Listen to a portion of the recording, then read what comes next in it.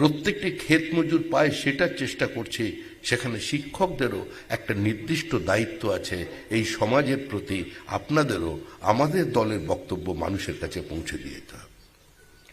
দেখুন, সমস্ত প্রশ্নের উত্তর জয় শ্রীরাম নয়, সমস্ত প্রশ্নের উত্তর তৃণমূল কংগ্রেসের ওই 15 বছরের ইতিহাস নয়।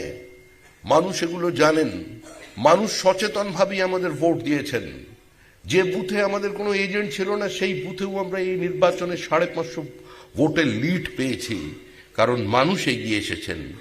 মানুষ গণভোটে সেদিনই অংশগ্রহণ করেছিলেন যেদিন রিক্লেম দ্য নাইট হয়েছিল।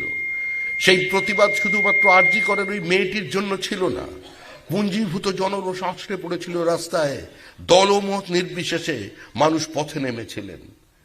আমি বর্ধমান থেকে একটা পার্টির কার্যক্রমে অংশগ্রহণ করে আমি বাড়ি ফিরছিলাম বিধাননগরে, হঠাৎ ভিআইপির ওপরে আমার গাড়ি আটকে গেল। বললেন কি হয়েছে? বলছেন মানুষ রাস্তায় নেমে গেছে, রিক্লেম দ্য নাইট। আমাদের নেওয়া কার্যক্রম নয়। আমি নেমে গিয়ে দেখলাম হাজার হাজার মানুষ দাঁড়িয়ে আছে।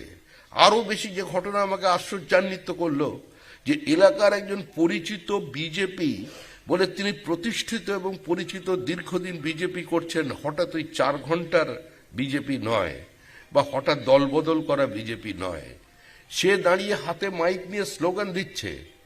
আর সেই স্লোগানের সঙ্গে গলা মেলাচ্ছে কে? মেলাচ্ছে সম্পূর্ণ বিপরীত রাজনৈতিক মেরুতে থাকা এসইউসিআই একযোগে স্লোগান দিচ্ছে। 2.5 ঘন্টার চেষ্টায় আমি পিছনের রাস্তা দিয়ে আমারই দলীয় কর্মীদের সহযোগিতায় আমি যখন বাড়ি পৌঁছলাম, আমি একা মানুষ, গিয়ে দেখলাম বাড়িতে তালা। আমার বাড়িতে 2 জন থাকেন, আমার এক বোন আর তার হাজব্যান্ড, তারা 2 জন কেউ বাড়িতে নেই। তারা কোথায় গেছেন?